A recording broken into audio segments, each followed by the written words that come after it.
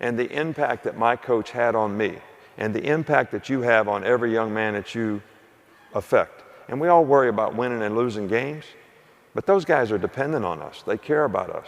There's 3 guys that played for me at Michigan State way back when, standing back here waiting to see me. And I'm happy to see them. And I'm concerned about them because they weren't my guys for 3 years, 4 years, or 5 years. They're my guys forever.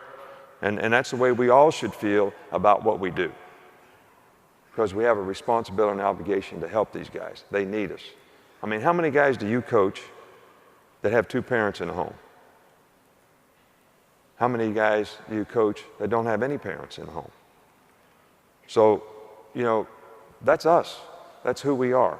That's what we need to take responsibility for and be there. And there's only really one way you can do it, and that's develop relationships with these people. You got to develop relationships. How much time do you spend developing relationships with your players?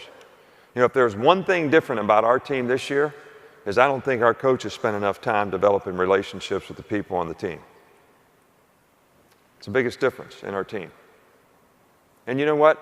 I stand up in front of our team just like I'm standing up in front of you now, and I give some great talks and speeches and all that stuff to motivate people, try to motivate them.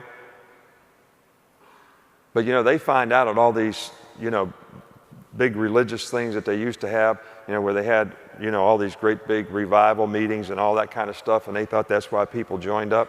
You know what they're finding out now? That doesn't do any good at all. You know why people join up? Individual meetings. They meet individually with somebody, it impacts them, and they join the church. So what's that tell me? It tells me we ought to be doing the same thing.